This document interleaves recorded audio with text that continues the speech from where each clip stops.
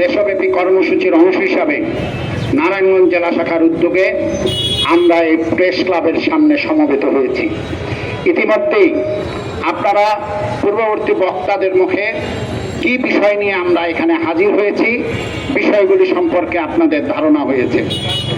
আমরা সুস্পষ্ট কয়েকটি কথা বলতে চাই। বাংলাদেশে এখন একটি অন্তর্বর্তীকালীন সরকার তারা ক্ষমতায় আছে।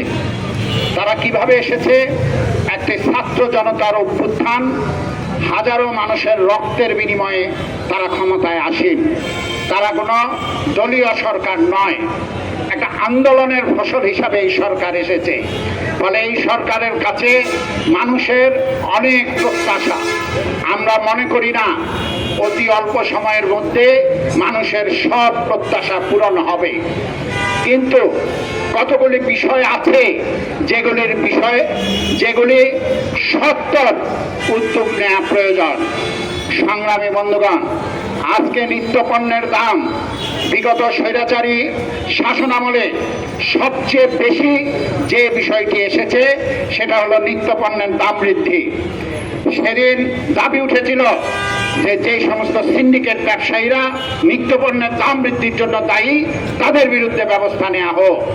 সংগ্রামী বন্ধুগণ, স্বৈরাচার সেটা করে নাই, কারণ স্বৈরাচার, দুর্নীতিবাজ, লুটপাটকারী এদের মাধ্যমেই সে ক্ষমতায় টিকেছিল। তাদের জন্য অভয়ারণ্য খুলে দিয়েছিল। সংগ্রামী বন্ধুগণ, আমরা বর্তমান সরকারের যে সমস্ত কর্তব্য আছে তার মধ্যে আসল কর্তব্য হিসাবে এই নিত্যপণ্যের দাম কমানোর জন্য কার্যকর পদক্ষেপের দাবি জানাচ্ছি। আমরা বলতে চাই, অতীতের যে সমস্ত সিন্ডিকেট তাদের বিরুদ্ধে ব্যবস্থা নেওয়া হোক। তাদের ছায়া যদি এখনো থাকে তাদেরকে চিহ্নিত করে তাদের কারাগারে রুদ্ধ করা হোক। নতুন দখলদার, নতুন সিন্ডিকেট উপস্থিত হয়ে থাকলে তাদেরকেও চিহ্নিত করুন এবং জিনিসপত্রের দাম, খাদ্যপণ্যের দাম সেটা অতি সত্বর মানুষের ক্রয় ক্ষমতার মধ্যে নিয়ে আসতে হবে।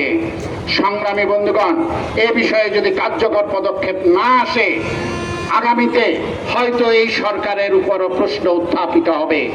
সংগ্রামী বন্ধুগণ, এর পাশাপাশি আরো কয়েকটি বিষয়ে দৃষ্টিপাত করতে হবে। আগের বক্তারা বলেছেন সে বিষয়ে। আমরা বলেছি এই অভ্যুত্থান যে হাজারো ছাত্র জনতা আত্মত্যাগের মধ্য দিয়ে এসেছে, তাদের বিচার কার্য খুব দ্রুত সম্পন্ন করতে হবে। বিশেষ ট্রাইব্যুনাল গঠন করে অতি সত্বর সেই বিচার কাজ শুরু করতে হবে।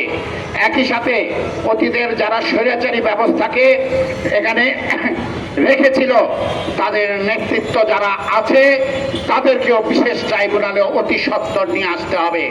আমরা কোটি কতক মানুষকে গ্রেপ্তার দেখেছি, বেশিরভাগেরই ঠিকানা আমরা জানি না, আমরা শুনি নাই তারা কই আছে। তাদের খুঁজে বের করতে হবে। দেশে থাকলে তাদেরকে কারাগারে ঢুকাতে হবে, বিদেশে থাকলে বিগত সরকারের প্রধানমন্ত্রীর দায়িত্বে ছিলেন শেখ হাসিনা, তাকে সহ বিদেশে যারা আছে তাদেরকে দেশে এনে এই স্বৈরাচারী শাসনের জন্য তাদের শাস্তির ব্যবস্থা করতে হবে। সংগ্রামী বন্ধুগণ, একই সাথে বলতে চাই, দখলদারিত্বের কথা, একটা আইন শৃঙ্খলা এটা এখনো একটা স্বাভাবিক অবস্থায় আসে নাই। আমাদের পুলিশ বাহিনী এখনো তার পরিপূর্ণ কার্যক্রম শুরু করতে পারে নাই। আমরা বলতে চাই এই বিষয়টির উপর বিশেষ নজর দিয়ে অবিলম্বে আইন শৃঙ্খলা একটি স্বাভাবিক অবস্থা ফিরিয়ে আনতে হবে এবং অতীতের দখলদারিত্বের জায়গায় এখন যারা দখলদারিত্ব করছে তাদের বিরুদ্ধে জনগণের সামনে তাদের বিরুদ্ধে ব্যবস্থা নিতে হবে। জনগণ যাতে বোঝে আগের ব্যবস্থা আর নাই।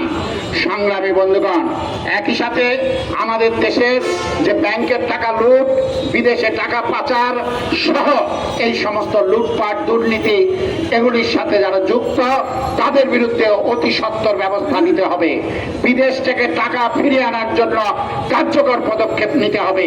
সংগ্রামী বন্ধুগণ, এগুলির কথা আছে, আমরা সেগুলির বাস্তবায়ন দেখতে চাই। সর্বশেষ যে কথাটি বলতে চাই, এই অন্তর্বর্তী সরকার একটি নির্বাচন দিয়ে বিদায় নেবে। সেই নির্বাচন একটি এমন একটি ব্যবস্থা সেখানে পরিবেশ তৈরি করতে হবে, ব্যবস্থা তৈরি করতে হবে যাতে একটা লেভেল প্লেইং ফিল্ডের মধ্যে একটি নির্বাচন হয় এবং এই নির্বাচন একটা অংশ, মিনিমাম একটা অংশ হলেও যাতে সংখ্যানুপাতিক নির্বাচন হয় সে বিষয়ে পদক্ষেপ গ্রহণ করতে হবে। সংগ্রামী বন্ধুগণ, আর এই সরকার তারা যতদিন আছে তার একটি স্পষ্ট রোডম্যাপ জনগণের সামনে, দেশবাসীর সামনে তুলে ধরতে হবে। তারা এই সময়কালে কি কি কাজ, কি কি ভূমিকা পালন করবে, কি কি উদ্যোগ গ্রহণ করবে, সেটা করতে তাদের কত সময় লাগবে এবং কত সময়ের পরে তারা একটি লেভেল প্লেইং ফিল্ডের উপর একটি নির্বাচন, নিরপেক্ষ নির্বাচনের আয়োজন করবে সে বিষয়ে একটি সুস্পষ্ট রূপরেখা জনগণের সামনে, দেশবাসীর সামনে রাখতে হবে। এই সকল বিষয়গুলো আমরা বাম গণতান্ত্রিক জোট আমরা অতীতেও বলেছি, আমরা এখনো এই তত্ত্বাবধায়ক যে অন্তর্বর্তীকালীন সরকার আছে তাদেরও দৃষ্টি আকর্ষণ আমরা করছি।